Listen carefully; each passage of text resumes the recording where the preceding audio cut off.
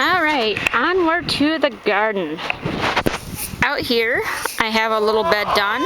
This is my glass gem corn, and it literally looks like little glass gems when it grows. The ears on the kernels on the corn are really, really pretty.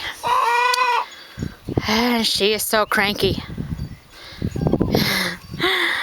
We have gates for the garden. It keeps the dogs out so they don't trample over all the babies. We just put a little bit of new mulch in here. We got more to do, a lot of chipping that we do. All right, over here is the rose bed. I showed you guys lots of times. The catmint's really growing. My roses are really starting to take off. We do have some, you see the jugs over there. We do have some that are still in cleoches because they were taking some time growing. They're a little stunted by our wacky weather. So by being covered, they've been able to regroup and start growing. So by the end of next month, I'm hoping to have them all completely uncovered, and they'll be doing really well. Right there is a little container we have for our bees and butterflies and hummingbirds, where they can come and get a good drink of water. All right. See, I have the beds a little better marked now, so I'm not tripping over them, and we can actually see them a little better than just having the stakes right on the ground. The ones that are on the ground, it's hard to see them. These are up higher, so you can see it better. I'm gonna have some tomatoes here. I only have one cage right now because I'm just kind of eyeballing what it's gonna look like with two cages in it. But I actually have a climbing rose that's gonna climb up over here. This one's an orange velvet rose. It's gonna be really, really pretty. And then this has carrots in it so far. I will be putting other things in here, but it's still a little too cold to put some of the warmer weather crops in. So right now the bed looks half empty because it actually is. It only has the carrots there. And then lemon balm from last year is growing there. These are my purple potatoes that I have in these tires. They're those gourmet purple potatoes, or blue potatoes as they are called. I also have some lilies in the back there. I have some irises there, and then in the back over there, and then gladioluses that'll grow there. And I got some onions and garlic planted in just to keep the critters out. And then here will be daffodils and tulips. I did plant them, but because it's the end of the season, the bulbs are just kind of what's there, not anything green. My Jacob's cattle beans will be growing right here, next to the broccoli and next to the potatoes. They're all companion plants, so they're all planted together there. This is my kale and bok choy. From what I understand, my bok choy has already bolted because of the wacky weather we have had. But I'm keeping it here. The flowers will be beneficial to the bees and the other insects, so I just let them be. And then I have dwarf kale here, and then dino kale there. It's the larger kale. So it's going to be exciting to see how that turns out. In this bed, I only have celery so far and a dill, one lone dill. I am actually trying to sprout some more to plant with that. But this is another warm weather bed, so some of the other crops will be planted a little bit later. This is my lettuce bed, and then I do have some carrots right here. But all of these lettuces here were grown in jugs. These are all winter sown, and then I just planted them here. These are all leaf lettuces, and then I have a spinach as well. But these are all leaf. They're not the ones with the heads like the iceberg and the romaine. These are just the leafy ones. I do have some romaine that I am growing, but it's not in this bed. This is another bunch of carrots. I have 4 different carrots that I'm growing. I'm growing reds, purples, whites, and I think an orange one. I'd have to look at my sheet. But anyways, this is just another bed here. And then next to them, these are peanuts, red peanuts. They're growing. and I just planted them the other day. These are again grown in the jugs and then transplanted here. And these are all winter sown, and I just put them in the flats for sale for later.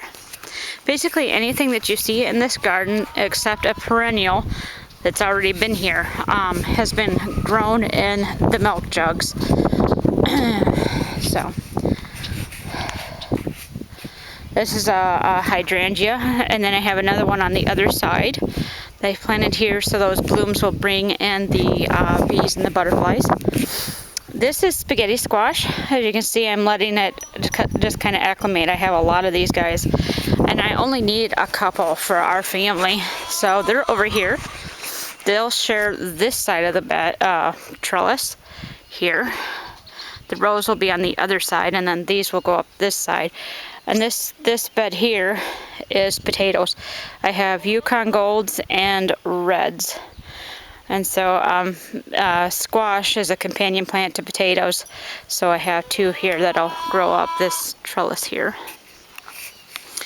This is my other hydrangea here. I have it protected because it got hit really hard when we had a frost. I almost lost it.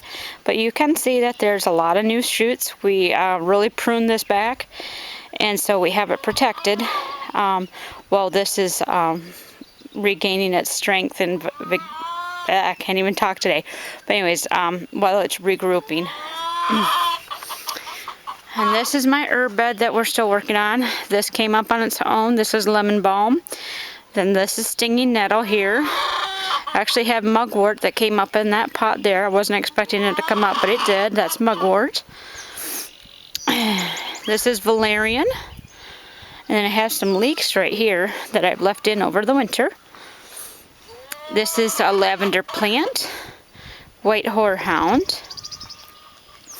This is actually a milkweed, and I have a couple of them. And we leave the milkweeds for the monarch butterflies here in Michigan.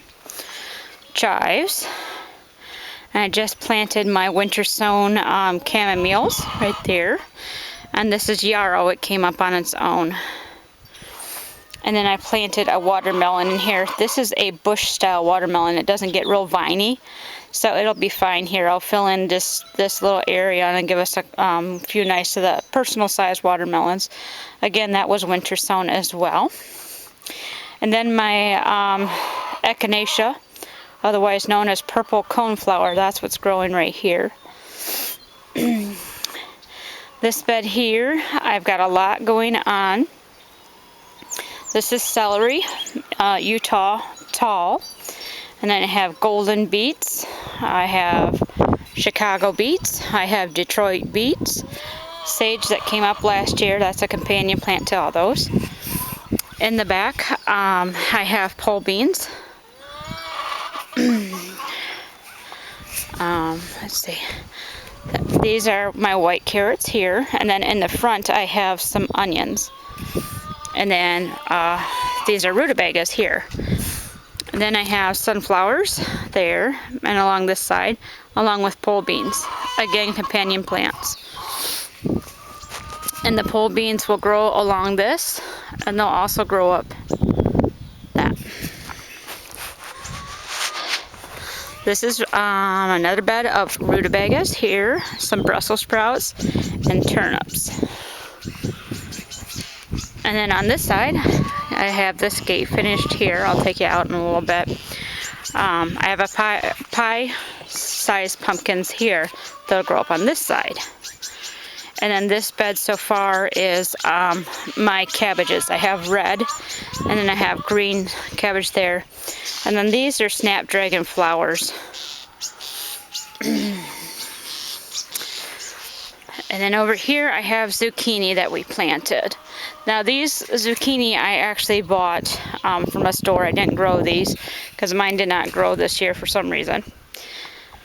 And these are more lettuces and things that were all winter sown in these jugs. And when we got this big, as you can see the aster and primrose here, they're pretty big. I planted them in these flats. That way I can sell them and give some away to those in need. So that's why they're in flats now. That way I can give them away. Because you don't really want to give somebody a jug like this unless, you know, you're okay with that. And then this is some catmint. And here in my greenhouse, I'll show you what winter sowing really does. Now these, yes, they're all in flats and in containers, but they all came from jugs like that. And then I separated them and put them in these flats. Again, so I can sell them because we do own a landscaping business. And it just makes it a lot easier to be able to give somebody a, you know, a 6-pack of these instead of a jug that's full of 100 of them. So these guys, you can see how healthy and just vibrant and how many I have. It's because they grew in those jugs and they were just perfect, perfect, perfect. So I just wanted to show you that winter sowing does work. These were all done in jugs and then just transplanted into these containers. And I'll show you. So this is my aster, and you can see they're beautiful, you know, and I have primrose here, just gorgeous. And they're overseeded, obviously, because I wasn't quite sure what I was doing this year. This is my first year doing it over the winter. I did some last spring and I had good luck with it, so I went ahead and just did it all winter with it. We got parsley coming out of the top of that one there. So, and then we have some that I had around 230 jugs total, jugs and containers and stuff. And out of the 230, I ended up having to redo about 50 or so because they, like the beans, a lot of my beans rot. They didn't grow. They actually rot. So I had to redo those. My tomatoes and some of my peppers, the soil got so hard. It was hard as cement when they dried out. So it was very poor quality soil. So I had to put different soil in and redo them. And I was looking the other day, and as you can see, they're growing. So I don't know about these bush beans yet. Let me check these guys. No, there's nothing in there yet. But the peanuts, I haven't planted that one yet, but I don't know if you can see it in there. Little peanut. So this method does work. It's just a lot of operator error sometimes. And like all those jugs over there, those didn't work. And I'll see if I can show you what the dirt looked like. And some of them, so you kind of get an idea. Oh yeah, this one's a prime example. See that dirt there? It's hard as cement. I mean, it's just horrible. Horrible, horrible dirt. There's no... So that's why those failed. The quality of the soil was horrible.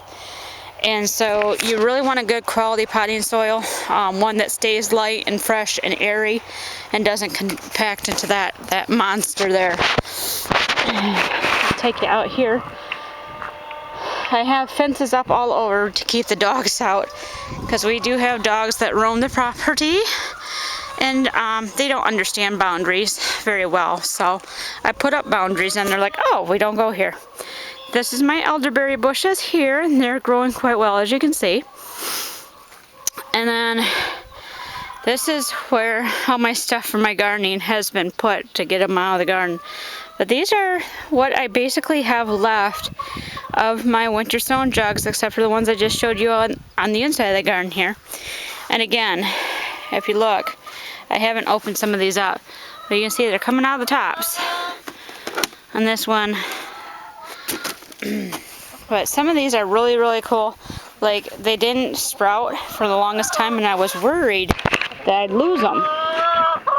But as you can see, I do have sprouts in there. That's a good quality soil. It's still nice and light in there. It's not real hard and compact. And so these are warm weather crops, and they're not near ready to come out yet.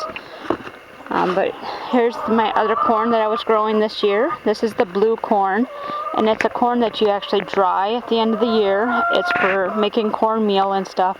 So this is what one of my pole beans was supposed to grow on, was this. but those pole beans didn't make it. And of course my other chickens are in here, and they're loud and feisty. That's just how they are. So this is what my garden's looking like. This is the end of May update. So half my garden's planted. I still got half to go.